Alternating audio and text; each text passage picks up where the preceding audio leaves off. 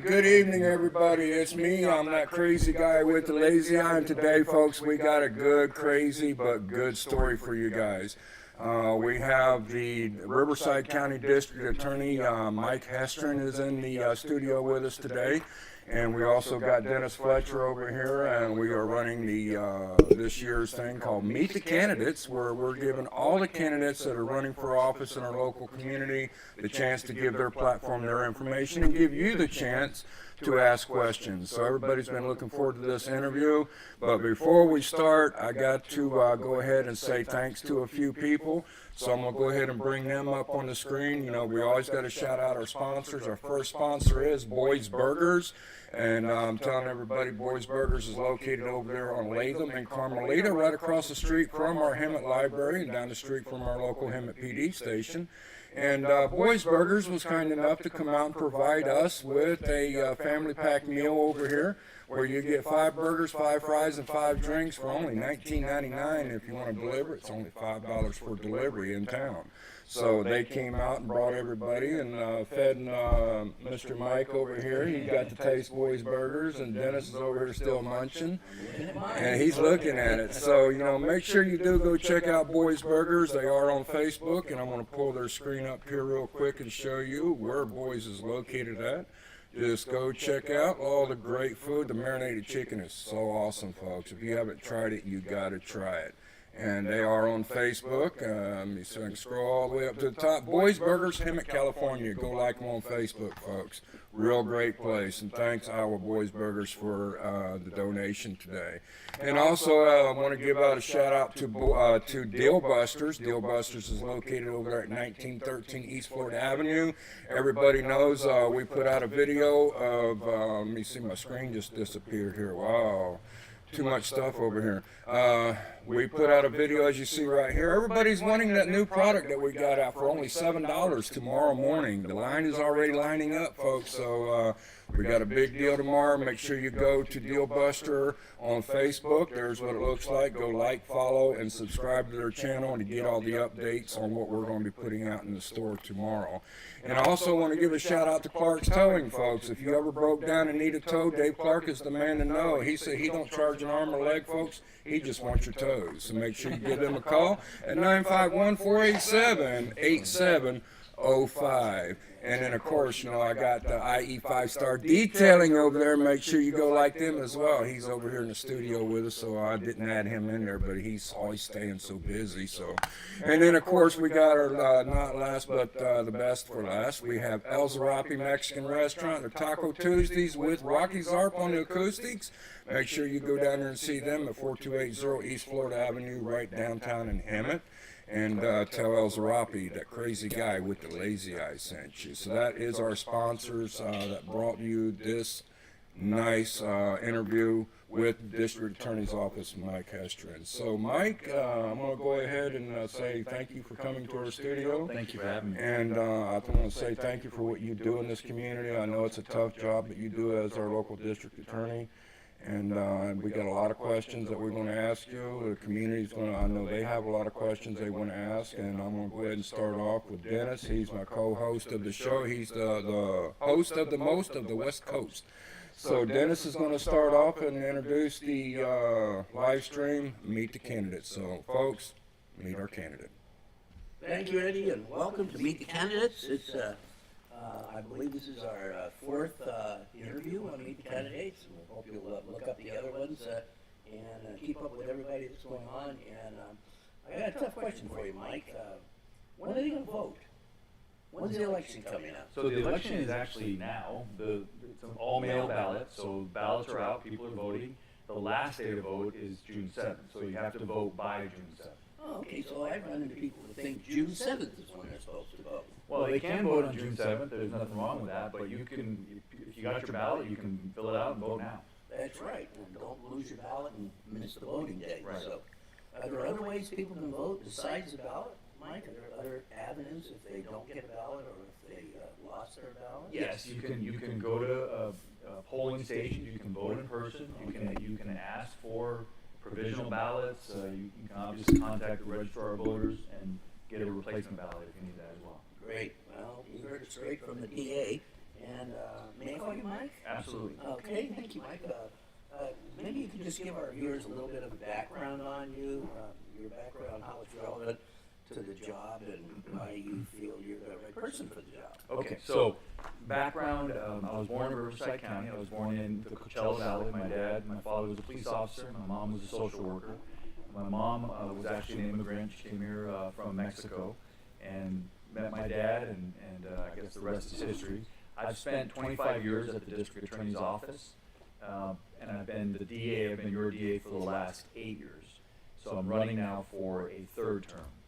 Why am I the best candidate? Well, that's a longer answer, but I'll try to keep it short. So Okay. I'm the only candidate with experience. I'm the only candidate with a proven track record. And so what we've accomplished here in Riverside County is basically, and to put it in a nutshell, we have kept the community safer than many places around California. People in California and people across the country are dealing with rising crime, especially over the last few years. We're no exception. We're not immune to it here in Riverside County. But we've kept crime lower than many of our surrounding counties. And so it's important that we keep that. There's also, kind of I think it's a disease that's spreading across California, and that is this idea that people who commit crimes shouldn't be held accountable. And we're seeing that all over California, San Francisco, a lot right now in Los Angeles. I'm running because I want to keep that ideology, that idea, that theory out of Riverside County, because I know what happens. The people get victimized. The people pay the price for social experimentation, and I'm not about to let that happen to the people of this county. So I'm running again because that's not my philosophy. My philosophy is we got to be tough on crime, especially serious and violent criminals. We enforce the law as it's written, not as somebody wishes it was written. People have a lot of theories that they learned about in college. That's not the real world. In the real world, we have to hold criminals accountable, or we embolden them. Everybody knows that. It's common sense. And so that's what I've done as DA. Now, having said all that, it's not a one-size-fits-all. There's a lot of folks out there that are committing low-level crimes because they're driven by addiction, they're driven by mental health issues, and so we have, under my watch, we've created a lot of programs and expanded a lot of programs for those folks to get them out of the criminal justice system. I'll name just a couple, we can talk more about it. Sure. But we have collaborative courts unit that was started 8 years ago. That includes Veterans Court, Mental Health Court, Drug Court, and now a new Homeless Court. And basically the approach there is it's not your typical take everybody to trial. It's more we work with the defense attorneys, and the individuals are basically going to be supervised by the judge. And if they'll commit to doing a series of rehabilitation classes and some time goes by, if they'll commit to doing everything the judge asks them to do for 6 months or 9 months or a year, then the deal is in those collaborative courts that will dismiss the charges. Now, obviously, we're talking about lower level charges, Sure. but if they're willing to get themselves the help, we'll do our part and dismiss the charges. May I ask you a question about that? Is there a website that we could put up on our screen for our viewers that would get them to some information about this? Yes, the district attorney's website is District attorney? yeah, it's www.rovda. I'm sorry, RIVCODA, RIVDA.org. Org, yeah, you're a .org. I'm sorry, yeah, I think I said that wrong. .gov. We're org. You're org. It's Okay. RIVCODA, so RIVCODA.org. Because anything working for Riverside County, it's always RIVCO, because that's what you guys call yourself, Yeah. RIVCO. I mean, nobody So- that I run to knows that term over here, but. So I totally messed up the website. It's RIVCODA.org. Yeah, right. So the sheriff is Rivco SH or sheriff? Actually, I can pull that up right now. I just found it. You're asking me tough questions. And actually, I want to pause you right there. We're going to go into some videos that he has on the Okay. website. And in the meantime, while I'm doing that, can you give me a copy of my questions? You haven't given me mine yet. So. Okay. All right, let's go. First of all, we're going to start off with the main thing that we're going to be doing a series out here is Drug Free World. And, Drug Free World is an organization that puts out so much content on the drugs and the issues that we have out here in our community with drugs. So, excuse me. You will go check out Drug Free World. The synthetic drugs is basically what we have the main issue in our community, right? Yes. So we're going to go ahead. What is synthetic drugs? People ask. We're going to go ahead and give you this little video right here that you can find on Drug Free World.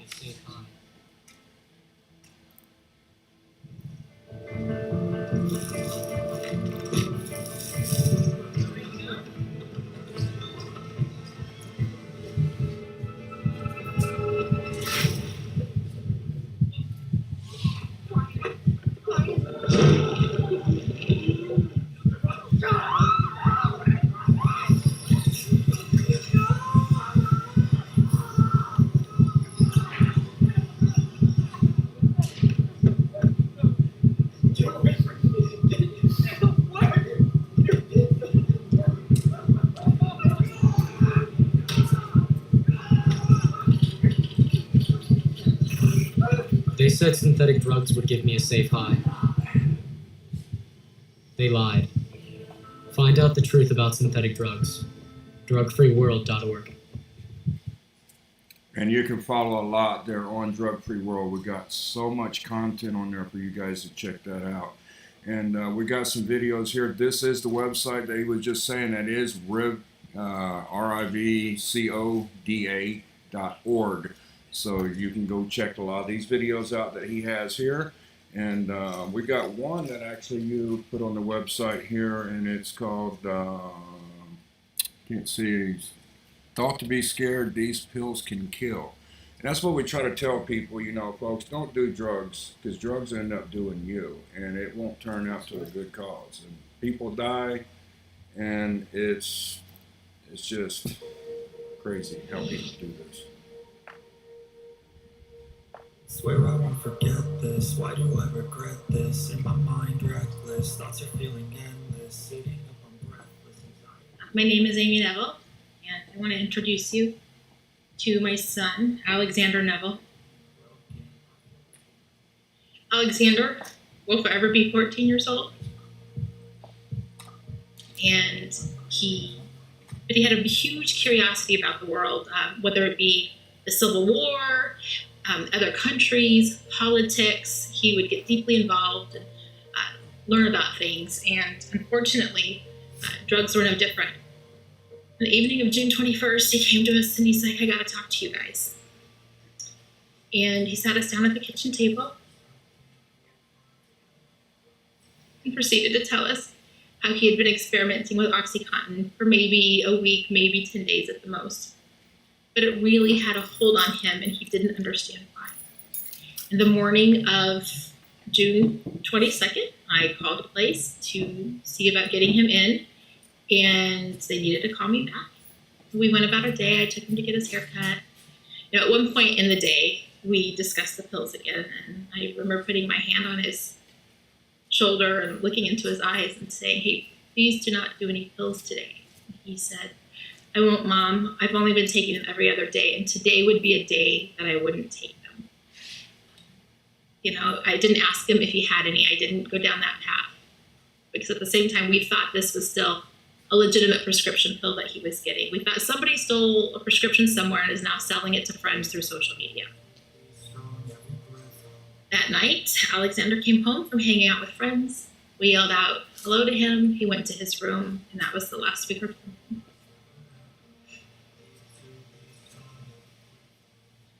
The following morning, at 9 a.m., I went to wake him. I could tell instantly something was wrong as soon as I knocked on his door. I saw him lying on his beanbag chair, just like as if he had gone to sleep. Except he was blue and he wasn't breathing.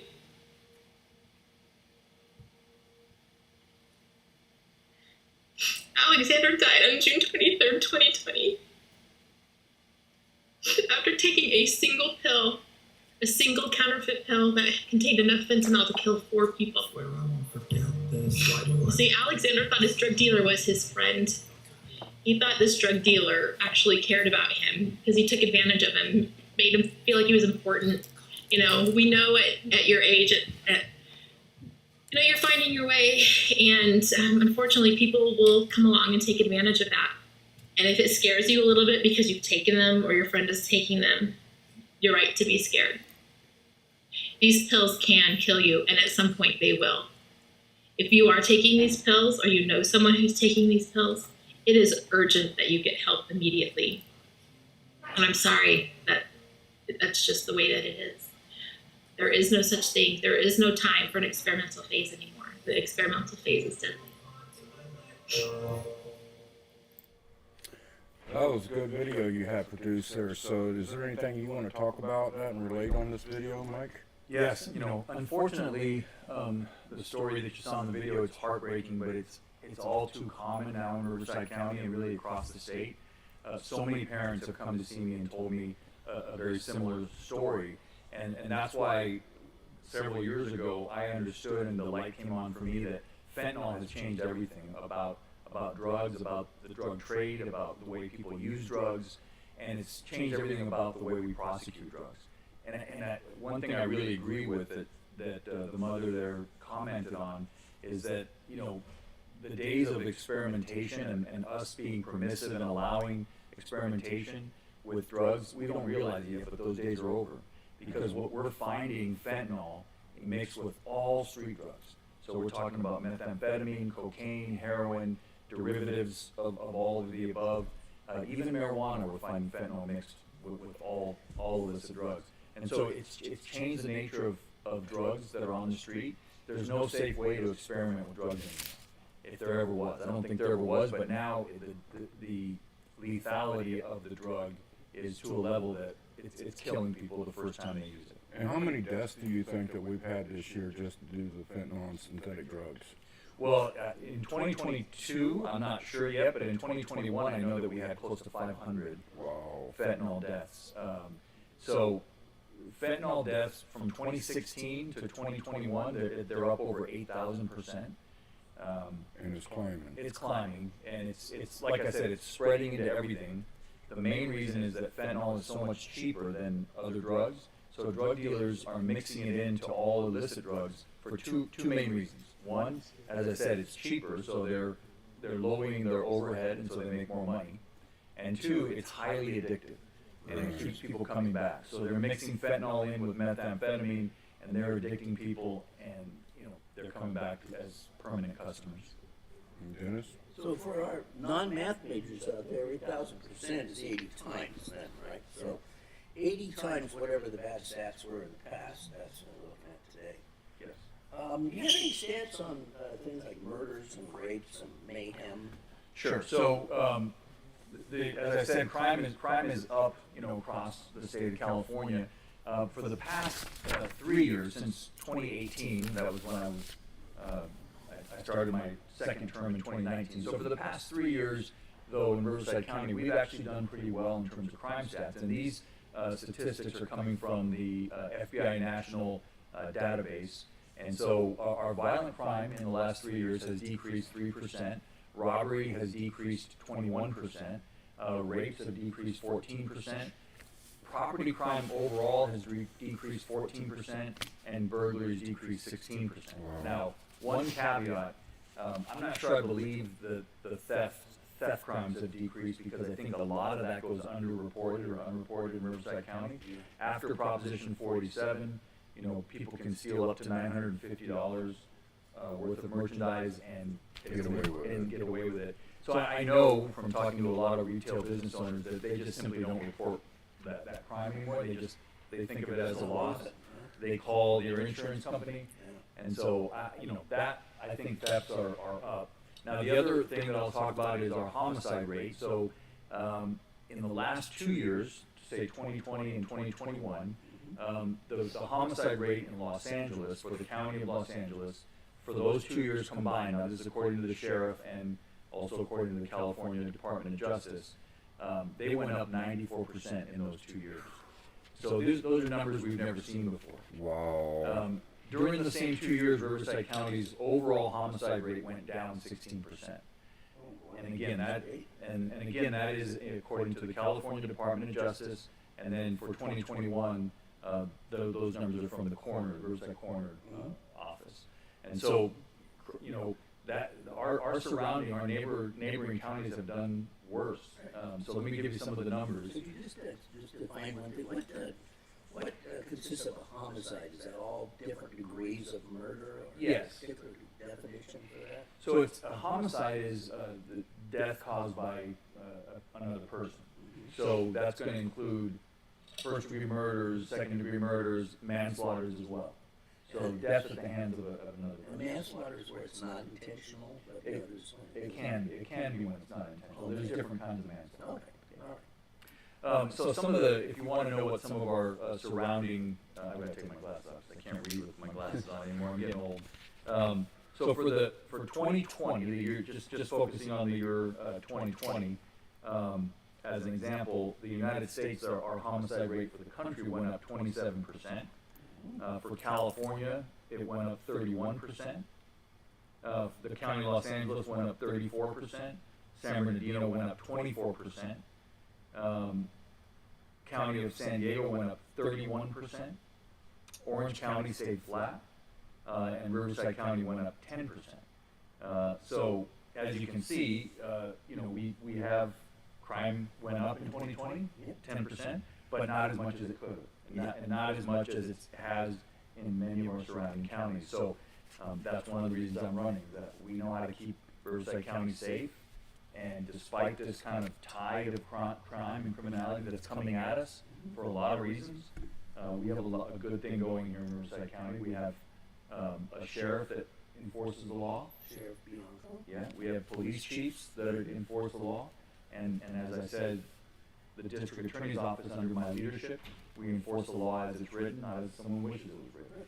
Now, for our number champions out there, like to dig into numbers, where can people go to access this kind of information? I assume California or some website displays it for the public? Sure. So some of the statistics that I cited were FBI statistics. Okay. Those are for different kinds of crime. For the homicide statistics, that was the California Department of Justice. And they have this information? Yes, they put out crime stats as well. Okay, good, great. A lot of people, I asked a lot of people if they wanted to watch this program, and they said they didn't know what the DA's office was. It's and I tell everybody. And it's not short for the office, Right. you know. So is it a secret cabal, or is it actually something that people can understand? It's pretty easy to understand. So what the district attorney, the elected district attorney, is the public prosecutor. So Okay. I represent the people. We don't get involved in civil cases with few exceptions, but we don't take clients like someone can't call up and say I want the DA to represent me. We always represent the people, and we file predominantly criminal matters. Okay. Okay, so we go into our courts and we prosecute criminal cases that we have filed. We work with law enforcement agencies, so we work with police. The Riverside DA's office is the 4th largest in the state of California, 10th largest in the nation. Oh my gosh. So we handle between 50 and 60,000 criminal matters a year. And so to do that work, we have about 260 deputy district attorneys. They're lawyers, but they're the basic workforce. those are our prosecutors. Yeah. They're going into court day in and day out, and they're fighting for justice in the courts. We have about 120 peace officers. They're known as investigators, and they help us. They do follow-up work on our cases, and then they also work with different agencies on task forces. And then we also have about 100 victim specialists, victim advocates. And they specialize in making sure that our victims are getting justice and getting the compensation that they deserve after a crime. And we've had some experience working with some of those people, because some of the people we've done news stories on have ended up in Riverside County Court, and we've gotten called by investigators, and my impression was they were doing a sincere job of trying to uncover all the facts to enlighten the case, but also to assist the person that's being tried. So Yeah. I've had a good experience with them. Well, good. I'm glad to hear that. Our Bureau of Investigation is, I believe, we're the best in the state, and they're incredibly professional, hardworking folks. Can you talk to us a little bit about the specialized courts? It's kind of a new development, isn't it? Yeah. So you're talking about our collaborative courts? I guess, yeah, I haven't heard that term before. Yeah, so- Collaborative courts. So the term collaborative courts comes from this idea that it's a different kind of a court. It's still a court, still has a judge. Prosecutor still goes in, defense attorney is still there, and there's still criminal matters that are heard in that court. What's different though is typically our court system is adversarial, which means that prosecutor goes in and the defense attorney is going to defend the case, and we fight it out in court. You know, we present our version, we present the evidence, and then we argue our version, and then the defense attorney will present their evidence if they have any, and their version of events. And the jury is going to make the decision on, or jury or judge will make the decision on guilt. Sure. What's different about a collaborative court is that we go into these courts with the express idea that it's not adversarial, that we are going to withhold the normal justice system and withhold any punishment, and we're going to have the individual that's in that court go through a series of rehabilitation programs. Now, many times these programs are offered by different county departments, sometimes even by non-governmental, nonprofits or what have you. But they're going to get help. They're going to get rehabilitation services depending on what kind of court it is. So if it's drug court, they're going to get drug rehabilitation services. And the idea is that under the court supervision, this person will be shepherded along, and at a certain point they recover, they're in recovery. But at a certain point, we say, okay, you've met your obligations, and we'll dismiss the charges that we had pending against you. So we agree to that up front. So the DAs, the prosecutors, and the defense agree, hey, if this person does everything they promised to do, we'll dismiss the case. And the reason for these courts is not simply to get rid of a case. It's really what we have found is that they're very successful in getting people to break the cycle of recidivism. So for example, what happens with low-level crimes is that somebody who's being driven by substance abuse, drug addiction, or mental health issues, we can prosecute them and put them in jail. They're going to come out of the jail relatively quickly, and then they're going to be reoffending. We know that because they haven't dealt with their underlying issue of substance abuse or addiction. That's another question I want to talk to you right there. You just struck a great conversation that we have with the public. When you were saying, how the criminals, they're arrested and they're released right back out. I mean, I know that's a lot of what Governor Newsom's doing and all that. I mean, what is your thoughts on that? I mean, it's aggravating for our police. They go out there, they catch these car thieves, these drug dealers, and it's like they get a slap on the wrist. All they do is get the cite and the charge on their record, but they're right back on the street, and 3 hours later, they're arresting them again for the same thing. Yeah, there's no question that's happening, and that's happening primarily because the reforms that have been, so-called reforms that have been put in place in California over the last 10 years have been bad for California and terrible for our criminal justice system. So, AB 109 passed in 2012, right, and that made all these offenses that used to go to prison, made them only go to the county jail. Our county jail's full, and it was full the day that passed. So somebody who, for example, is convicted of a car theft, they go into, and they're prosecuted. It's still a felony. Oh yeah, still a felony. Still a felony in California, but they go in, and my prosecutors prosecute them, and let's say they get a 2-year sentence, they can only serve that in the local jail because of AB 109. Right now, they do about 10 to 12 days of a 2-year sentence, and then they're out. Back out on the street. Is that what's called a Fed case? A Fed case. I heard that. Exactly. That's a Fed case. I don't think Newsom is responsible for the Fed case, is he? Well, he's not directly responsible for the Fed kicks, no. I mean, we have a court order so that the sheriff has to keep the population of our jail below a certain number, and then... To be healthy, right? Correct, yeah. And so then as more people go in, he's got to release someone. Right. So the sheriff's department literally has to decide daily who's getting released. And when you're talking about car thieves, they're pretty low on the scale. List, yeah. They're pretty low on the scale. So obviously the jail is going to keep murderers and rapists and violent criminals first. So car thieves end up getting released. So look, all of that has what the end result of that is that in our county and in many places in California, there's virtually no punishment for car theft. So what do you think happens to car theft? It goes up.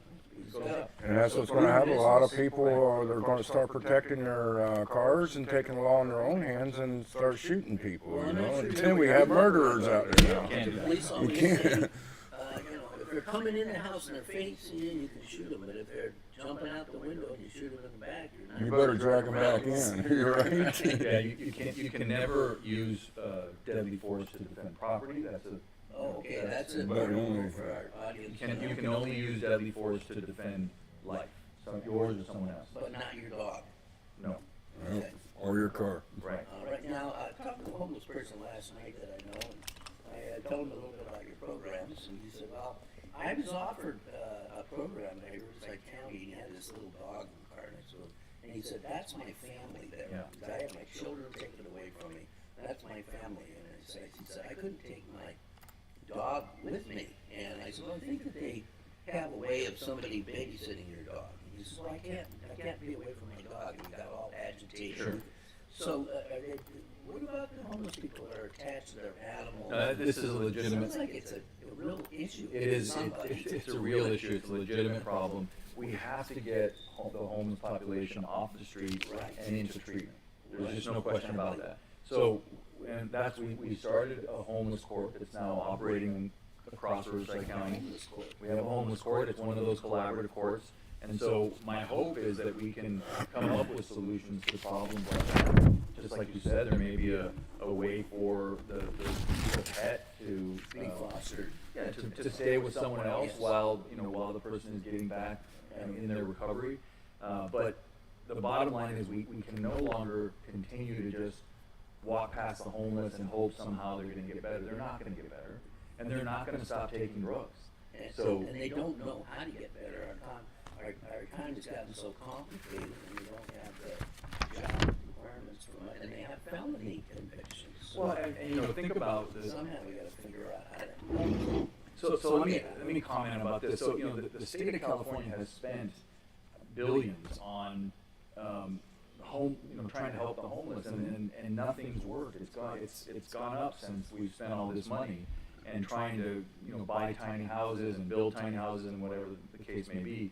What drives homelessness is mental health issues and substance abuse. And until we figure out that that's the problem, we're never going to solve the problem. I couldn't agree with you more, and I've had a lot of experience working with homeless around here. And there's nothing more tragic than a mentally ill woman trying to survive on the streets. Yes. It's a tough situation. It really is, and we've got to figure out a way to get them into treatment. Right. And even we may have to force them into treatment.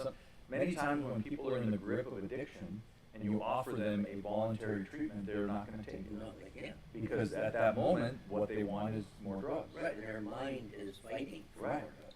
So we're going to have to find a way to compassionately and carefully, with balance, Move them into treatment. move them into treatment. We're not talking about, punitively jailing the homeless, but we are talking about we're going to need to find a way to get them into treatment. And are there other collaborative courts? I think you said there's a couple others too. Yeah, there's another one that's very successful, and that's Veterans Court. Veterans Court. So Veterans Court is available for people who have served this country in uniform in one of the armed services. A lot of times when veterans come back from their service, especially if they saw combat, they have a hard time integrating back into civilian life, especially, some of them have PTSD or other problems. Right. And many times they will, start drinking or start using drugs, and that leads them down a bad path, and then sometimes into criminality. So what our collaborative court does is to say, you served in uniform, you deserve a second chance. So they go through the same thing. They're under the supervision of a judge, but the program is interesting because it also taps into their former discipline that they had in the military. So it uses it to an advantage. It uses it to an advantage. Oh, And so Veterans Court, for example, has sometimes upwards of a 70% success rate, and that's pretty unheard How of. can anybody out there get in touch with the Veterans Court? Will the court be available to somebody that's not being prosecuted, or is it only a resource for somebody who's been It's only collared by the yes, cops? it's only a resource for someone who is in the criminal justice system. However, the county does have other resources for veterans, and so if they want to, someone who may be watching, if you want to go to our website and contact us, we can help guide Great. you to get you to those resources. Because the county does have a veterans they call it Veterans Affairs or, you know, Right. yeah. Now, I think we touched on one of our questions here, but I want to read it because it was sent to me by Stacy Olson. Overcrowding in our county jails includes pre-sentencing incarcerations. Is there a problem with somebody getting arrested and then spending an inordinate amount of time in jail before their case comes up where they're innocent until conviction? Sure. So let's talk about that. So this requires us to talk about this notion of bail, right? So when someone commits a crime, they're arrested, they're going to go into the jail, and if it's a serious crime, and by the way, they have the right, you know, within 2 days to be brought before a judge, and then they'll be arraigned, which means they're told what charges have been brought against them, and at that time the judge will set bail. Now bail is designed to keep, you know, make sure people are going to come back and not, Keep you know, them from running away. running right? away, not if they're not a flight risk, but they're also the court is supposed to take into account public safety and make sure that people who are dangerous to the public aren't being released. So, you know, there's people have a right to bail, but the judge can make findings that, you know, people are too dangerous for bail, or set a high bail. Set a high bail. Right. So those are all things that kind of it really depends on the case. So to answer the question, there are a lot of people in jail waiting for their jury trial. The low-level offenders, they're not going into the jail, right? So there's not misdemeanors in jail. They get a pass. They get a pass. They're out. So what's happened in our jail, and as I explained, you know, after AB 109, what we have in our jail is a lot more of a serious offender. So a lot of murderers, a lot of rapists, a lot of child predators who are waiting their trial are in our jail. So unfortunately, you know, the judge isn't going to likely be the one judges aren't likely to let those kind of offenders out, even though they may not have been convicted for their current offense. The court is going to hold them while they're pending, you know, while they're waiting for their trial, because they want to not put the public at risk. Right, and I think the accusation in that statement about people spending a long time waiting is not directed at your department. It's whoever is providing the court time and the court resources to get these cases processed. Do you have any issues with how quickly the county is addressing the cases? Well, yeah, we have big issues. So, a couple things. Before COVID, we had about 26 working criminal courtrooms, and that number. We have 2.5 million population in Riverside County. 26 courtrooms, I can tell you, was not enough. So we needed more judges. We've been behind in terms of our judicial resources for a long time. And so then COVID happened, and the courts closed down, and so a lot of the folks that worked in the courts retired and they moved on to other jobs, and they haven't been able to open up those 26 courtrooms. So right now we have 13 criminal courtrooms. Down to it's half, and that's population still growing, right? So the courts, and I'm not blaming the courts. The state, you know, has not done a good enough job at getting resources for Riverside County. We need more judges. We are a major metropolis. We need more judges in order to meet the demands of a population this size. So having said all that, we do need to. There are cases, and the delays in the criminal justice system are bad right now because of COVID, and we have a COVID backlog. Well, it sounds like the collaborative courts have reduced some of the pressure then, because now they have another channels that you can move people through instead of waiting in these 13 courts. Yeah, the collaborative courts is a different. You're right. It's a different avenue, and it's really designed to make sure that people are getting the treatment they need, and so we can get them out of the criminal justice system, hopefully forever. Yeah. Hopefully they don't come back, right? We don't want to see them back. No. Right. What kind of a recidivism rate do we have now, and is there a goal that we have in mind in terms of trying to bring it down? Well, Reasonable number. I've heard of recidivism. I've heard different numbers. I've heard of recidivism overall for people coming out of all of our jails and prisons, that can be as high as 70% reoffending. Okay, yeah. Yeah, that's the number I've heard too. 70%, right? I've heard others that say it's over 50%. So what I'll say is I'd like to see that flipped over, because I know our Veterans Court, at times we have a 70% success rate. So that means that 70% of the people coming in through our program are not reoffending. And so I think that's our goal. I'd like to see us flip it over, right? So It's not realistic to think it's going to zero. it's never going to zero, right? Some people just are not going to succeed. Not Maybe in a democracy where, like, it's not China, where Right. you can put a bullet in your head if you don't behave. right. So some people are going to fail at the programs, but it's still worth doing. Now, let's talk a little bit about those people in prison, and you and I spoke a little bit about this before the interview. We've got people in prison, and some of them are learning how to make license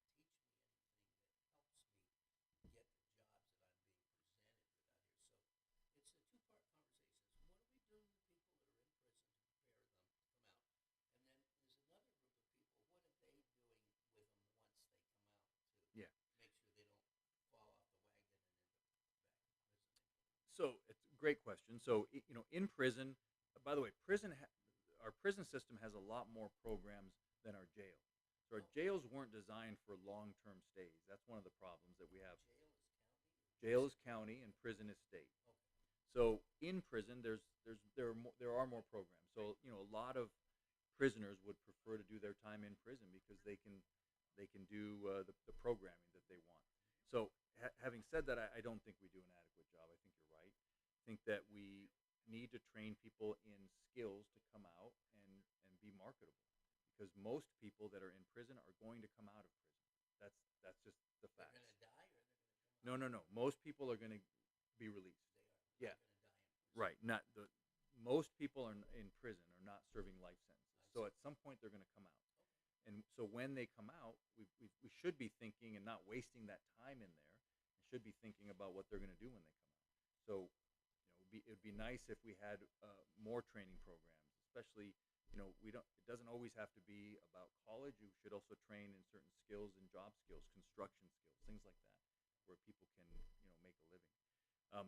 You asked the question, or part of your question was, what happens when they come out and they're among us here in Riverside County? Well, we started a program called Restore at the DA's office. It's part of our crime prevention program.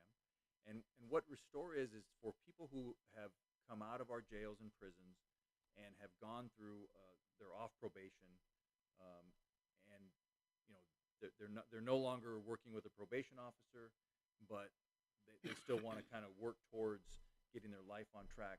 So we have brought together a group of folks from the community that help these ex-convicts.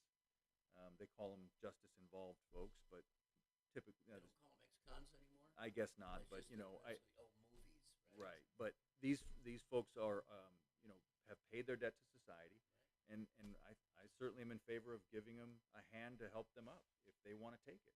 Now, it's not an easy path, right? Nothing's guaranteed as easy, but if they want to do the work, then my office is willing to reach out and help them. And so some of the things that we offer through this Restore program is if they're able to maintain drug-free, crime-free, and continue to do their programming, then eventually they can earn an expungement of their record. Does that to erase it completely? Yeah, or it can be reduced. And then also they can even earn a governor's pardon. Now, does that also relate to with felony charges as well? Felonies, yes, but we won't do serious felonies. They frown Right. on murders because I tried to get a friend off on expungement. Yeah, and no. the lawyer called me back and said, it's a 608. I can't do anything Yeah, about no. that. We're talking about To a limitation. Yeah, Yeah, it's pretty up low to level a stuff. point. Yeah, up to a point. By Yeah. the way, she told me he deserved it, so there we go. So, what can the public do? Well, incidentally, the same gentleman I was talking to last night that lives in his car with his dog told me he was looking for a felony-friendly employer. Could you? We have a lot of Sure. people on our news So- suggest that. Yeah, so the Restore program, that's really one of the main points of it is we Okay. bring together folks and through that Restore program, they contact employers that will hire felons. okay? Because, I totally agree with that. I mean, people who have paid their debt to society, they Still deserve to work. absolutely, they need to work, and, they need to make a living. Otherwise, they're going to go back to crime. Exactly. Right, and then we're right back where we started. So that is a problem, and I think that the solution is to have when they go through a program like Restore, then they're put in contact with specifically with employers who are upfront willing to hire ex-felons. Our crime prevention program goes out and finds those employers, and we have these conferences where these employers will come in and talk to folks. I got a few I can add to your list. All right. I think Eddie and I got on the mailing list when we heard about Restore, and they said they were going to have events and things. Yeah. Send us a list. I haven't got a list yet, but we do have one at the Hemet Library that's a kind of old now. It's maybe obsolete, but it does list about a page and a half of companies in this Yeah. area. And it would seem to me that if I was on the city council and I was paying money out to local companies, it would be the advantage of my city to be directing business to these felony-friendly companies, but I have not found that to necessarily be the case. Yeah. So I don't know if Restore can work on that area. Well, and the other thing that Restore can do, and it helps the individual, because if they're going through a program with the DA's office and they end up getting an expungement, then that helps them when they go in to talk to their employer. They can say, "Yeah, I am a felon, but I got it expunged or I got it reduced, and I'm working with the DA's office." And they can. Because it's not just paying money to get it off. No. Got to do the take work. classes and Yeah. do the work. Got to maintain, your lifestyle. Improve yourself. That's right. That's excellent. So, do you have any plans for any new programs or anything new that some of the ex-cons that I know could look into, or what would your recommendation to them be? So for the ex-cons, I would say, get involved with Restore. It's a really good program. We have so just so the public understands, when we work with ex-felons, there's a defense attorney there the whole time. So I don't want people thinking that we bring them in and we're sort of just talking to them without a defense attorney. So what we do is we Laverne Law School has a clinic, and they bring in attorneys that supervise law students that are going to be there to help these folks as they're talking with the DAs, right, the deputy DAs, right. So the point is to shepherd them through the process of a reduction of sentence. If again, only for those who are willing to do the work and earn it. But it's got to be. In other words, there's got to be a road, a path for them to come back. Well, I've been contacted by a couple of groups here that I never heard of that are trying to help felons. What would your suggestion for them to do? Just contact you or the sheriff? Or? Send me an email. Go on our website and look. We have a button for Restore. And, Yeah, the Restore button. You have 5 sections across the top, and the middle one is crime prevention. Crime prevention. And if you go down there, you got 5 or 6 things listed in Yep. there. Restore is one of them, but I noticed you got several other. Yeah, so programs in there as well. there'll be some contact information there, so the public can reach out to us. And like I said, it's not always an easy path, and we're not offering a quick and easy path. But we definitely want to. If for someone who's paid their debt to society and they're trying to, get their life going again, we're here to help. It's great because not very many people that I've run into might kind of hang around some of the tougher bars in town, so I can look for stories and some of those bars. I won't name them, but everybody knows what they are. And I talk to these guys, and they don't really know about any program. They're sort of wandering around in a daze out there. So. Yeah, And the Chamber of Commerce here in Hemet's actually helping. that's great. We're trying hard to help those guys. There's one last big sticky question that I would love to hear your comment on, and that has to do with the death penalty. Okay. There's several complaints about it. Some people think we should have it. People think, well, we're not having it, so why are you seeking the death penalty? We're not having it. It doesn't cost more to prosecute somebody on the death penalty than just to lock them away for life.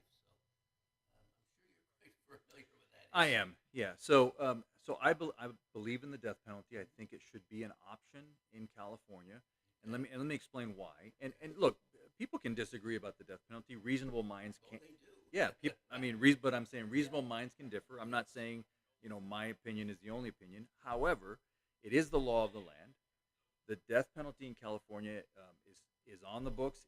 It's been it's been supported by the people over and over again in elections. And look, I'm a career prosecutor, so I will tell you that there are crimes that require something more than just life in prison. And when you're talking about the murder and torture of a child, when you're talking about the cold-blooded killing of a police officer in the line of duty, those are the kind of cases where or serial killers or multiple murders. Those are the kind of cases that cry out for something more than life in prison. And so I believe that there's got to be an option for those worst of the worst. And it should be reserved for the worst of the worst. It should be used rarely.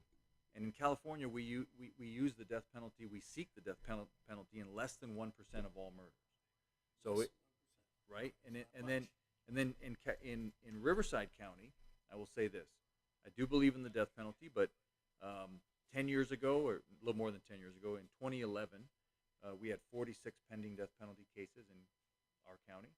In mid-March, last time I checked here in Riverside County, mid-March 2022, we had 15 pending death penalty cases. So we've really narrowed the scope of sort of what we seek. And that wasn't because we executed anybody. No. The numbers went down. No, that's not people on death row. Those are the pending cases. Pending cases. Not that you necessarily got a conviction. The pending cases, yeah. So we've sort of narrowed the scope of what we seek death on. But here's what I'll say about the comment about the governor doesn't allow anyone to be put to death. That's true. The governor shouldn't be subverting the will of the people. The people of California have chosen the death penalty. If whether the governor agrees with that or not, that's not the point. The point is that we have self-government. They chose the death penalty. He should be doing his job, and he should be setting it up so that we can go through the appeals process and have a death penalty. The fact that some people in Sacramento have chosen not to do their job doesn't mean I should stop doing mine. Right. That's So exactly right. So This issue that the death penalty is so expensive that it's a waste of money that you could be better applying to other things in your office than prosecuting death penalty. that's not quite how it works. I mean, we don't get a chunk of money and say, well, we're going to spend this on a death penalty case. The death penalty is more expensive because there's more appeals. So you're talking, there's a more lengthy appeal process, right? And that's as it should be. I'm not complaining about that. But it's not as if when we don't do a death penalty case, those people who are doing the appeals, it's not as if they stop working. So those costs are sunk. They're sunken costs. So this notion that we can save a lot of money by not seeking the death penalty, a little bit, to me, it's a little bit questionable in terms of the math and the logic behind that. What I will say, though, no question, the death penalty is more expensive. But justice can't be determined or can't be meted out based on economics alone. We can't say, well, we want justice, but we're not willing to pay for it. If the case deserves the death penalty, then you need a prosecutor that's willing to say that.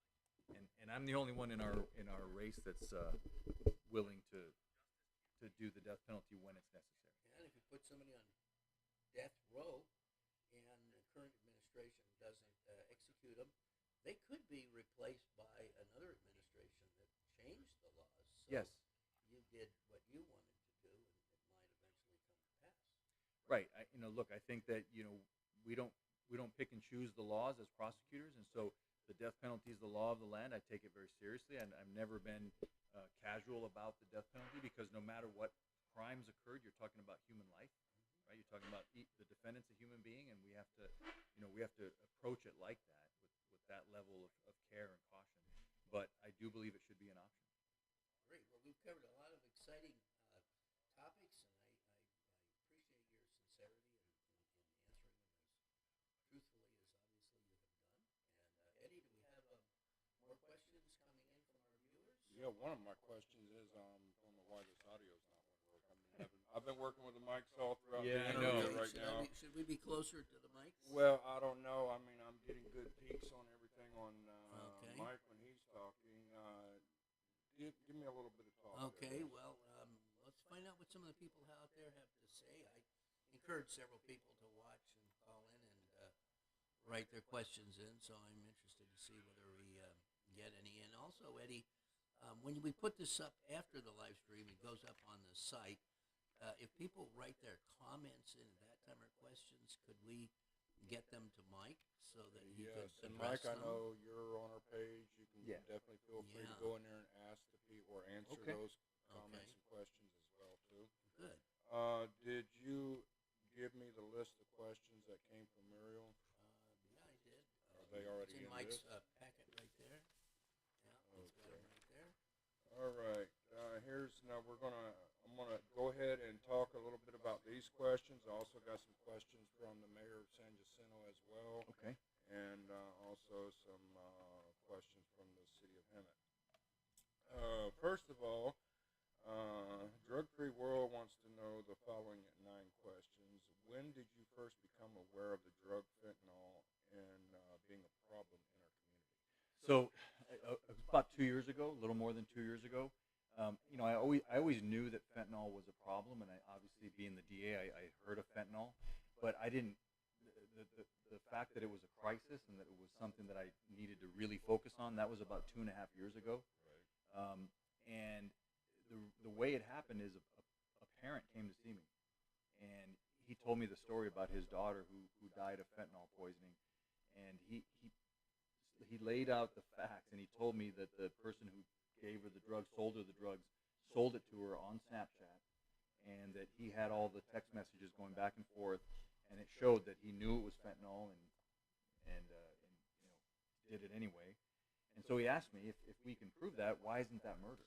Right. And I said sir, in good conscience, I don't know. That's a good question. I'm going to have to get back to you on that. And so I started doing some research. I met with the sheriff, and this individual had already met with our sheriff. So we were both kind of going through this, grappling with this at the same time. And we decided, in Riverside County, this could be murder if we could gather the right evidence. Right. And so the sheriff, to his credit, the sheriff put together a team. I was going to say task force, but it's not really a task force because it's a group within the sheriff's department of investigators, and they got trained up on how to do these fentanyl investigations, and they started doing them, and they started submitting to my office cases that we could file for murder. And so far we have filed 15 cases where we've charged fentanyl dealers with murder. That's good. That's really good. And I'm going to continue to take a hard line on fentanyl because it's killing our people, and it's incredibly toxic, and it's dangerous. I look at it that we're being poisoned. Our communities are being poisoned by this substance. And so we need to take a hard line. I can tell you that we're leading the state in this effort to prosecute fentanyl dealers for murder, and the rest of the state other counties are starting to follow our lead. Good. That's definitely good. Another thing is you call fentanyl a problem, a crisis, and also an epidemic. Which of those do you think most accurately describes the fentanyl situation in our community? It's kind of all of the above. I do use the word crisis more than anything because I think, and the reason why I use that word is I think that the public, the general public is not aware of the dangers that they face on the streets. Let me give you an example. Fentanyl is pouring into our country primarily through the southern border. It is mass produced in China, and it's coming in. It's being smuggled in through the southern border. But one of the things that's also happening at the same time is that the drug dealers and the cartels are making counterfeit pills from fentanyl. Right. So what's happening is that our young people, especially our young people, are out at parties, just like the video you showed, one of the videos you showed, and they're getting, someone's giving them a pill, and they look at this pill in their hand, and it looks just like a pharmaceutical product. Right. So it's got the same coloring, it's got the same markings on the pill, and they think this must have been taken from somebody's medicine cabinet, right? But nothing could be further from the truth. The truth is that pill was manufactured by a drug cartel, in someone's bathtub with a pill making machine, and it's all fentanyl. So it's counterfeit. It's counterfeit, but it's made to look like the real thing. Okay. So, but it's fentanyl, and the DEA estimates that 40% of those pills contain a lethal dose of fentanyl. So that's what's killing our people, is that our residents, our loved ones. And so people are dying because of that. Do you think that somewhere in the drug cartel there's a desire to kill Americans, that they know these are deadly pills and they're shipping them up there hoping to inflict some damage on our population? You know, that's speculation on my part. I'm sure there's someone. I'm sure that people that are involved in the drug trade couldn't care less if they kill Americans. They right? don't like us. Right. But I get this question a lot. Why would drug dealers want to kill their clients? No. And my answer is pretty simple. They're not trying to kill their clients. They are killing their clients. They just don't care if they They do. don't. They just want that money that That's you right. buy to get the drug. Their clients who die are just collateral damage to them. And when we can prove that they knew that it was fentanyl and they knew the dangers, that's murder. You can't do things that are that dangerous to human life with full knowledge of the danger, and then when you disregard that danger and then someone dies, that's second degree murder. And so that's where we've gone in Riverside County. What do we got next, Eddie? We got All more right. questions there? Yeah, we got a lot of questions Okay. for you, brother. All right, number 3. What public in this county is most affected by the fentanyl? Like I said, I mean, it cuts across all demographics, but I would say primarily young people, and the homeless. Under 20. Yes, but also the homeless, because as we've talked about, many homeless are addicted to drugs, and so it's taking a toll on the homeless, and it's taking its toll on young people. I would say under 25. Under 25? Yeah. Now, is the fentanyl, can it also be used to lace other stuff, like as far as, food? We had the marijuana-laced chips that's going out Right. to their students. You've seen our stories that we just put out last week about what happened over there at that school, that 9 people were hospitalized or exposed to this type of deal. Do they also able to lace fentanyl with food products? I've seen fentanyl. I've heard of fentanyl laced in all different kinds of drugs, and those are pills. So Valium, Adderall, oxycodone. We're finding fentanyl in all those pills. We're also finding fentanyl in all illegal drugs. As I said before earlier, methamphetamine, heroin, cocaine, on and on. I've not heard of fentanyl in food, but People were asking about that as Except well. for maybe marijuana type munchies, right? well, I definitely have heard of THC What do in they call food. that, Eddie? The marijuana munchie, the cookies with the Right. marijuana? The munchies. Sure, you're not familiar with it. Also, the next question from Drug Free World is: you take the stance to prosecute fentanyl cases as murders. Prosecute. I think we already covered that, so we can Yes. basically skip that one. You said Riverside County is leading way into prosecuting fentanyl cases as murders. How did this come about, and how many have been charged so far? So 15 cases, 16 defendants. So that means one of the cases has 2 defendants, and then 4 additional cases that we've charged federally in federal court. So we're looking at almost about 20 cases, and so we're by far in the state the only state that's doing it to this level. And do you think other counties will probably follow your lead on what you're doing with this? They are. They already are. So my office has been asked to do trainings all over the state, and so Orange County has now said that they're going to start doing this, and they have. San Bernardino County, I believe San Diego County, and several others. And you have been very clear that our state needs legislation on the fentanyl. What would you recommend that they do? I would like to see 2 things. I would like to see a legislation that allows an admonition, so that when someone's convicted of dealing drugs, and really any kind of drug, they are required to sign a document that says, I understand that fentanyl is deadly and kills people. And so, that and we're actually doing that now as part of, the court process. But I'd like to see formalized case where every defendant that comes through that deals drugs has to sign something that say they understand the dangers of fentanyl. They did that in the Philippines. Yeah. With Duterte, made them sign it. So then the other thing I would like to see is a law that allows for punishment of fentanyl separate and apart from second-degree murder. That's a good way to do it. Yeah. And where do you think fentanyl is coming from? The majority is it? How is it getting into this country? The vast majority of fentanyl is being produced in labs in China, and then it's coming through Mexico. It's coming up through the southern border. Okay. And what campaign do you feel that is needed to get the word out on the streets about this fentanyl and other drugs? Well, our office is partnered with the county of Riverside, so we've started a kind of an information group, and they are we're trying to get the word out. We're using billboards, we're using social media, we're using all kinds of platforms to make sure that we get the word out, and we got to get to young people to show them or tell them that one pill can kill. You can't take a pill. So here's one thing I want to say before we leave this topic to all parents out there, grandparents. I urge you to have the conversation that I had with my own kids, and that is just like that woman said the mom said in the video. The days of experimentation with drugs, those days are behind us, but society just hasn't realized it. We will eventually. You cannot take a single pill that wasn't given to you by your doctor, because if you take a pill that was given to you by someone else, you have to assume it has fentanyl in it, and if it has fentanyl in it, 40% of those pills are lethal. That's worse than 40%. That's Russian roulette. That's worse than Russian roulette. So you cannot take a pill that was not given to you by your doctor. People are dying every day by doing just that. And they don't realize the risk that they're taking. They don't.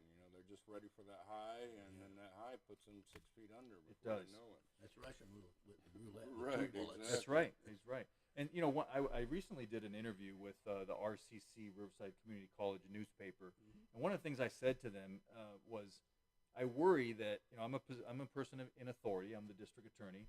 I'm worried that young people are going to hear my message and say, "Oh, it's just another person in authority saying don't do drugs." Sure, I'm saying that, but that's not really my message. My message is you have to do your own research, understand that there's a deadly scourge out there that's killing you, that potentially could kill you. And so that's my message, is that fentanyl has changed everything, and we have to make sure that people understand what they're doing. Yeah, I hear you saying save your lives. Save your Forget own. about the laws. Right. Save your life. Save your life. This isn't an old, don't do drugs. This is your brain on drugs. It's not that from the 1980s and 90s. It's you're very likely going to lose your life, because what's on the streets now is so deadly that it's going to take your life on the first time. All right, from the questions from some people in the city of Hemet, you've been in office for almost 8 years, and what are some of the personal highlights and disappointments as being a district attorney? Personal highlights. Well, so obviously I have a great family. My son, my youngest son, I have children, and my youngest son was born while I was in office. So I have a 6-year-old, and he's great. He's great to have a boy, and fantastic. So that's been the highlight. And then also, I think in terms of the work itself, we've really taken a proactive approach here in Riverside County. We started in 2015. I started a program, task forces like the Gang Impact Team, and recently with the help of the county supervisors, and specifically Chuck Washington, we started the Riverside Child Exploitation Team, and that's a task force that goes after online predators. Right. So they've been very successful, and so I'll just give you some numbers. The Gang Impact Team, and what they do is they infiltrate the cartels and the organized crime that are operating in Riverside County. In the 8 years that they've been in operation, our Gang Impact Team, which is a task force, includes the Sheriff's Department and many others, they've arrested 100 murderers, 100 suspected murderers. They've taken more than 1,000 illegal guns out of the hands of gang members, and they've confiscated untold numbers of illegal drugs, pounds and kilos of illegal drugs. And so they've made our community safer. And I think when you look at the numbers, I personally believe, I can't prove it, but I personally believe that when you ask the question, well, why has our homicide rate gone down this last year in 2021 when other rest of the country and the rest of the state's going up? Why was our homicide rate 10% when our immediate neighbors were up double digits? I think it's because of things like this, because of the proactive approach that we take in this county. You know, are gangs relevant anymore? I don't hear people talk about gangs anymore around here. Have they gone away and we don't know about it? No. Or did they go underground? They've not gone away, but the gang impact team doesn't just focus on local street gangs. It's sort of a misnomer. They do a Okay. whole lot more. They're called the gang impact team, but really what they're going after is cartels, drug trafficking organizations, organized crime. Bigger organizations. Yeah, so it's more it's the bigger fish. Let's put it that way. And are some of those people moving human slave trade, young women that are being forced into prostitution and held as Yes. prisoners, or is that just over dramatized, that situation? No, human trafficking is a big problem. We don't have the problem that they do in, say, Los Angeles, but it is still a problem in Riverside County. We have an anti-human trafficking task force in our county. They do great work, and they're very busy. And if people see somebody that they feel is, in a 7-Eleven store, but somebody's out in the car with a gun on them or something, they hear about it, is there a way to kind of identify these people and do something to intercede and get them rescued from their captors? Well, I mean, what we want them to do is call 911, right? We don't want them interceding. These, the civilians are not too dangerous. Yeah, yes, absolutely. So we don't want people getting hurt, but yes, I mean, take down a license plate, call 911, contact the police or the sheriff. Might capture Eddie and I and try to force us into sex slavery if we get involved too much. Oh, if she's good looking. Oh, okay. No, I'm not touching that one. But, There's another good question here for you. What do you want to complete and continue in your next term? So I want to continue to expand the collaborative courts. I truly believe in our collaborative courts. I'm going to continue with the expansion of our crime prevention unit. For example, one of the most exciting things we have coming up is that we have been working hard for 8 years to try to get an academy, a full-time academy for students that are at risk of dropout. And we believe we're going to be close here soon to having an academy in Riverside County at March Air Force Base. And it's a military academy. So, high school dropout? Yeah, so that's, no one's forced to go there, but students can choose to go to military academy. There's one in Orange County called Sunburst. I visited the program, and ever since I visited the program about 6 years ago, I knew we needed to have one here in Riverside County. So there's been tremendous red tape, but we're working hard to bring one to March Air Force Base. That'd be cool. Great. Let's talk about the progressive DAs that recently have been elected in the USA and their impact.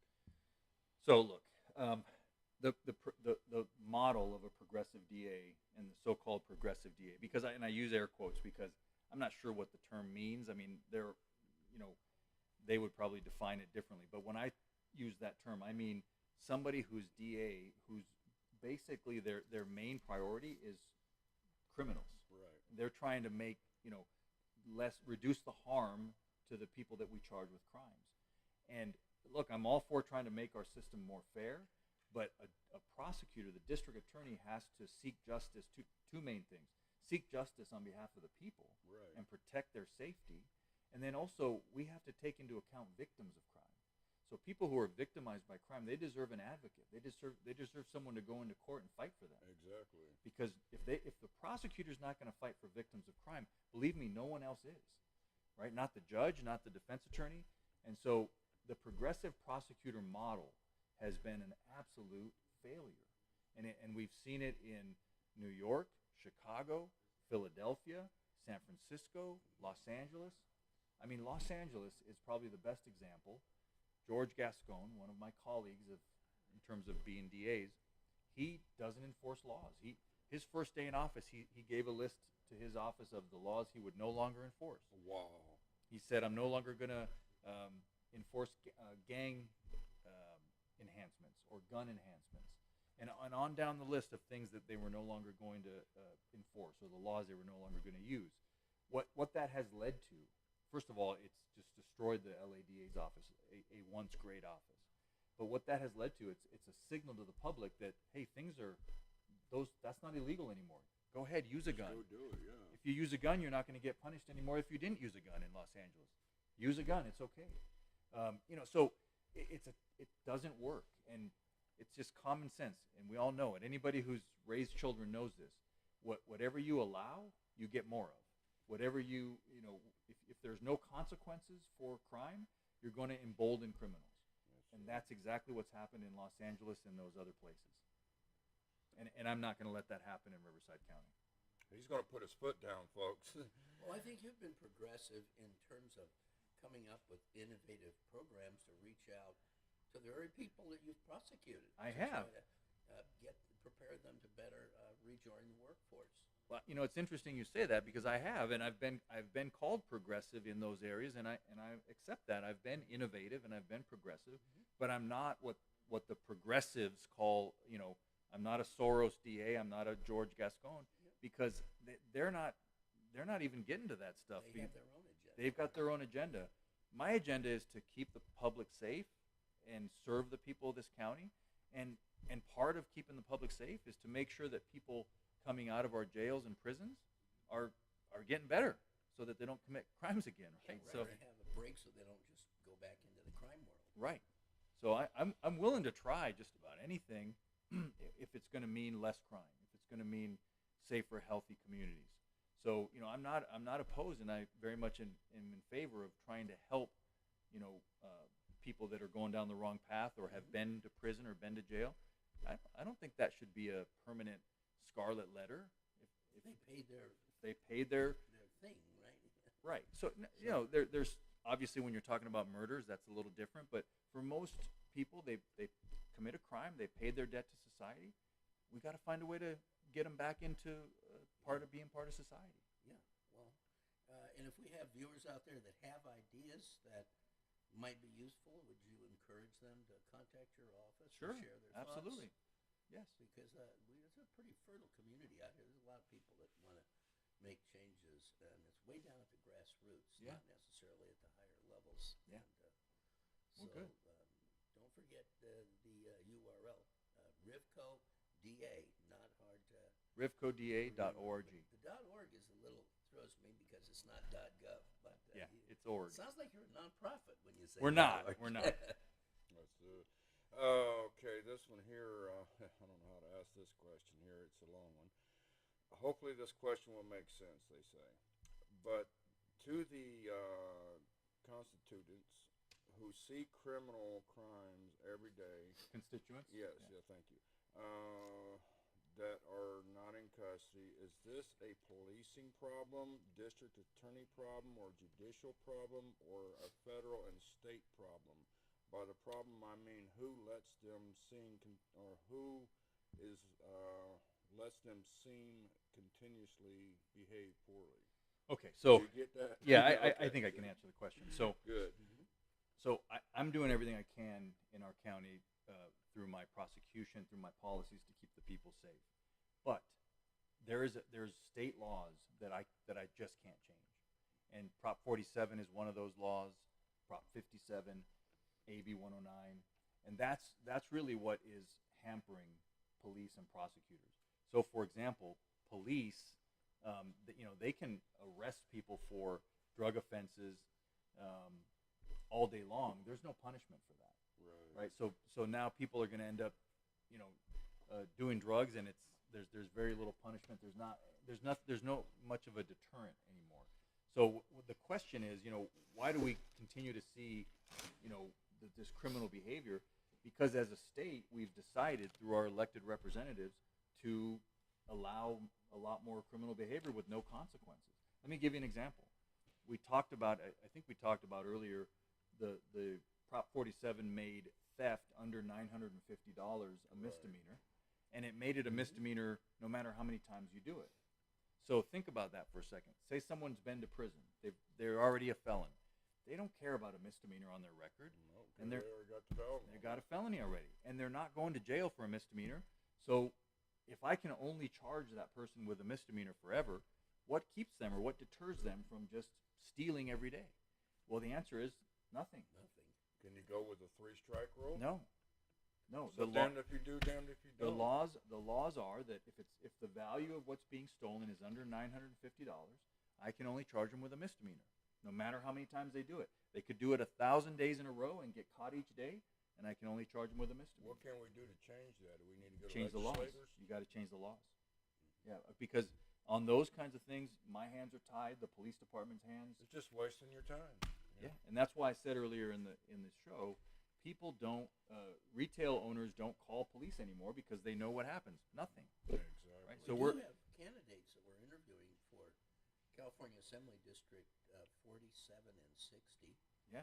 And I guess you're talking about those people, right? Ask them. Those- You those should ask them. legislators? Yeah, you should ask them how they plan to try to fix the problems in our criminal laws, because the problems are serious. And that whoever asked that question, it's a good question. It's because as much as the police and prosecutors want to do our job, our hands are tied on those kinds of crimes.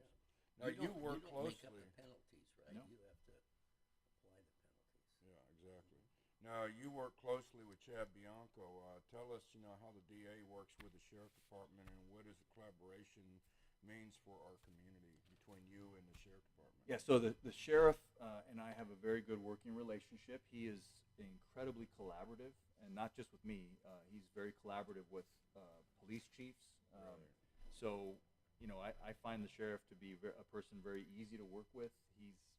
He and his executive staff, they're always working with other departments, and we all kind of just try to figure out what we can do to make things better and try to, get criminals off our streets. Chad does a good job, I'll tell you. Yeah, so we have a very good working relationship and collaborative relationship with our sheriff. All right, number 2, why being the DA is so important to you, and why should it be so important to our community? The DA, the position of DA, I think George Gascon and the prosecutors like him across the country have in a way they've done us all a favor, and they've sort of awakened everybody to what a DA does. I think a lot of people didn't know what a DA does or don't pay attention, or maybe once every 4 years they kind of know. But I think what people are learning by watching what's happened in Los Angeles is that if you elect someone who either doesn't have the experience or is driven by an agenda, they're going to wreck your community fast. Right. Because the minute you stop prosecuting crime, it's going to have an immediate and sudden impact on your quality of life. It will, definitely. So it's important for me to be the DA because I love this county. I want the best for this county. I was born here. I'm raising my family here. I've spent every day of my professional life working for the people of this county. I've never had another job out of law school. I came to work at this office. I'll be honest, I didn't think I was going to stay my whole career, but here I am, and I did. And 25 years later, I'm still here because I love the office, and I love this county, and I love the people of this county. Well, let's keep him here, folks. And so I want to continue to do my job, and that's protect the people of this county. Just out of curiosity, where did you get your legal education? Stanford. Stanford? Yes. Well, that's a pretty good school. Right? It was. Let's see. What number are we on? Are there any programs that you would like to implement that you have not done yet since you've been in office? So we just recently got the homeless court up and running, and it's harder than it sounds because you got to get a lot of different partners involved in homeless court. So I would like to do a much better job countywide. I'd like to get all the different agencies together that are going to be involved in homeless court and do a better job of getting our homeless off the street. We need to.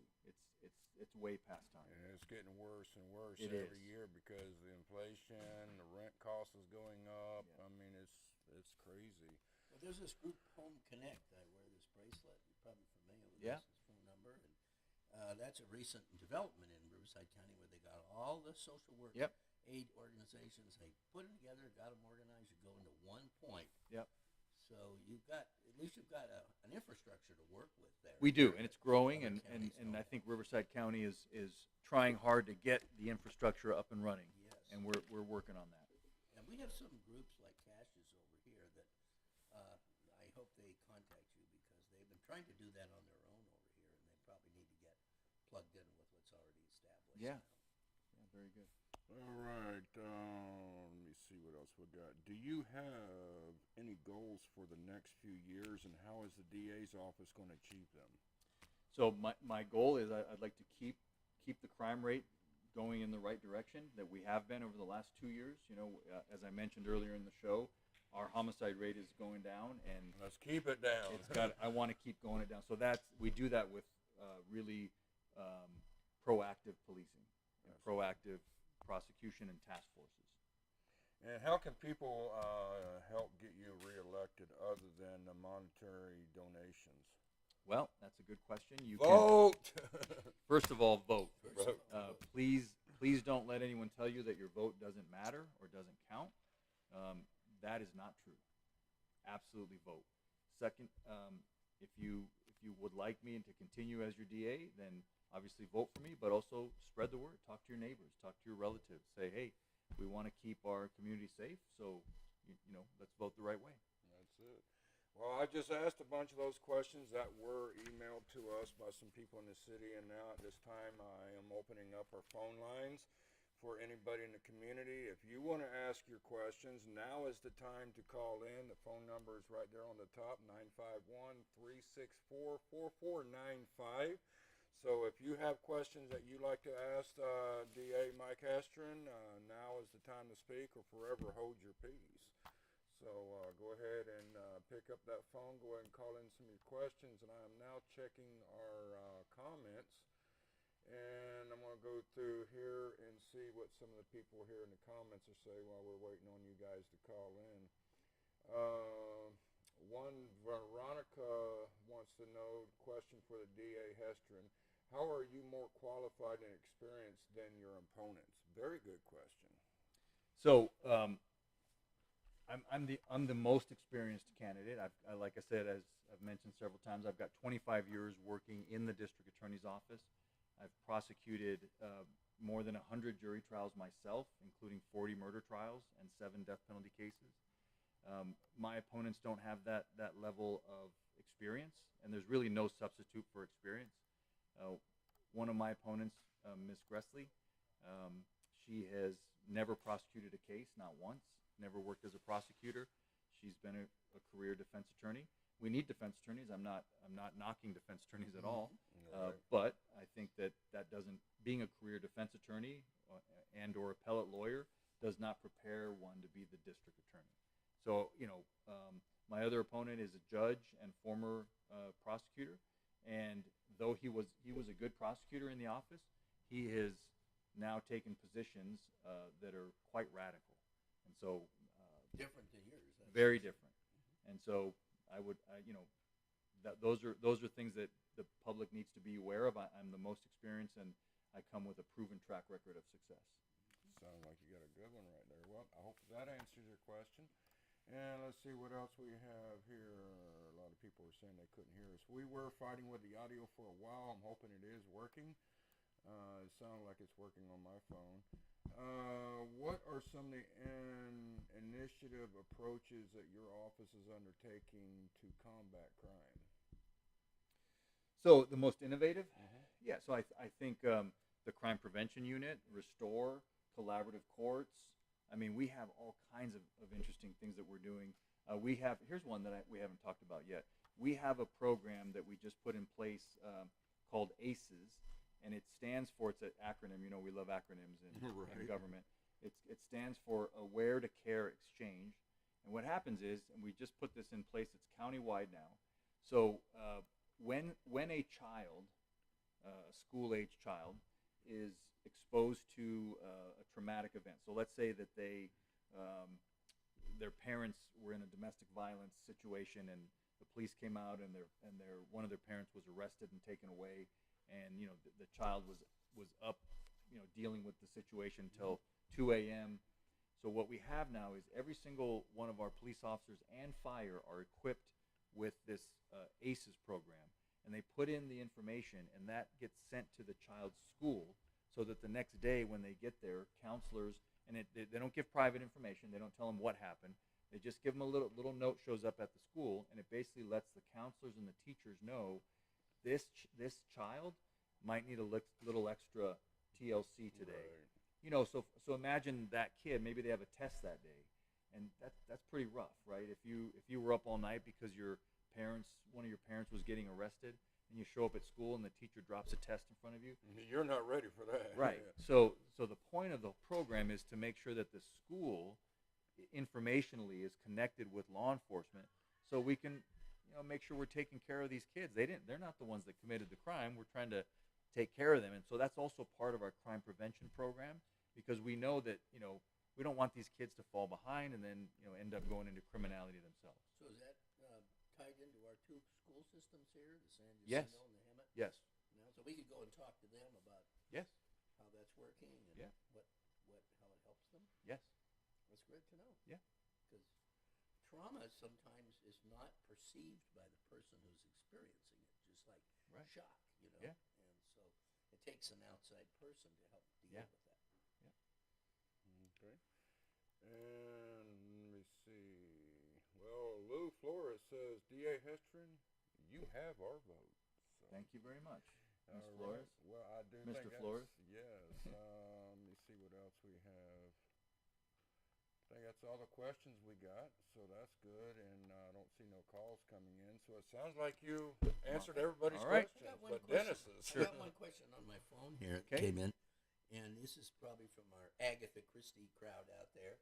They want to know what the difference is between first degree, second degree murder, and That's manslaughter. a good question. Okay. But nuts and bolts here. Okay, I'll try to make, you know, I don't want to take everyone down the weeds, but first degree murder is essentially willful, deliberate, and premeditated. Willful, So- deliberate, and You're right. premeditated. So Okay. there's different kinds of first degree murder. I don't want to get into all that, but like, for example, if you use a bomb and kill someone, that's first degree murder. If you use a poison and kill someone, that's first degree murder. But really, those kinds of specialized first degree murders are all kind of different versions of willful, deliberate, and premeditated. Right. So that's the most serious murder, when, you know, someone decides they want to kill someone and they kill them. You There's know? nothing higher than that. Right. Okay. Second degree murder is when someone kills maybe more of the spur of the moment. They wanted to kill him, but, you know, it was more of like a bar fight or something. You know, Right. it wasn't Crime of passion. maybe crime of passion, but crime of passion would be manslaughter. But Oh. so it's a bar fight. They meant to kill him, but it wasn't something that was willful, deliberate, and premeditated. So that's a form of So it second degree hasn't been murder. pre-planned. It Kind just- of, yeah. Guys More lost spontaneous. control. More spontaneous. More spontaneous. There's another kind of secondary murder called an implied malice murder, and that's the kind of murder that we were talking about for fentanyl and for DUI murders. And then below that would be voluntary manslaughter. Voluntary manslaughter is when somebody does intend to kill, but they're acting under a sudden heat of passion or provocation, right? So like a husband coming home and finding somebody else in his bed with his wife. that was the old model of that, and that's That doesn't happen anymore. the courts haven't. I think No, he just looks at it, so you can have her and walk out the door. no. So I think that you know, we're talking more like the provocation has to be sufficient to justify the response. What about somebody who kills his daughter's rapist? Because I know that happened in Oregon a few years ago. And went to court, and the whole town supported this person, and they threw him in jail anyway. Well, that could in some cases that could be a voluntary manslaughter. It just depends on the facts. Okay. There's one other kind, and that's involuntary manslaughter, and that's more of a it's closer to an accident. It's not a complete accident. It's when someone does something that's dangerous, but they certainly didn't intend to kill. Like So, you were playing around with a gun. yes, You hadn't checked, and Yes. you shot your friend in the head. yes, exactly. Something like that. Yes, that would be an involuntary manslaughter. Okay. There's nothing below that, then, right? We've No, those bracketed in all California, those are the four. Now, in other states, they have different kinds. You know, they've got murder 1, 2, 3, 4, 5. We don't do that in California. We've got those four. Does First- terrorism fit in there somewhere? No, there's no terrorism murder. So we've got first degree, second degree, voluntary manslaughter, and involuntary So if a manslaughter. terrorist went into a crowded, like a Boston bomber, remember? First degree murder. That's first degree. Yeah. Because he planned was it. He planned. planned that stuff. I got you. Yep. Well, that'll help All our right. Agatha Christie viewers out. You're right, definitely. Make sure they're there. Well, thank you for having me, gentlemen. Yeah, hey, it was our pleasure. I'm glad you enjoyed your boys' burgers, and I'm gonna eat mine in a little bit. I've been too busy right. trying to Look get at all mine. this. I know, right? Take Yeah, care. we really appreciate So, it. Mike, how can people get a hold of you if they have any future questions? Do you have any direct numbers or anything? that Best people thing can is go to the website that I've given, www.rivcoda.org, and there's ways to you can contact our office and it'll get to me. There you go. You don't even have to put the www in anymore. Just There you go. Google it and it'll be there. There you go. Either that or Google Mike Hestrin, folks. So, hey, I appreciate you coming in, and I know we're going to be doing a lot more with you. We got a lot to cover with you for this time period. We're actually going to be setting up. I'll get with your office or with you, find out next week when you'll be available. We actually want to get you back in our studio with the mayor of San Jacinto. Okay.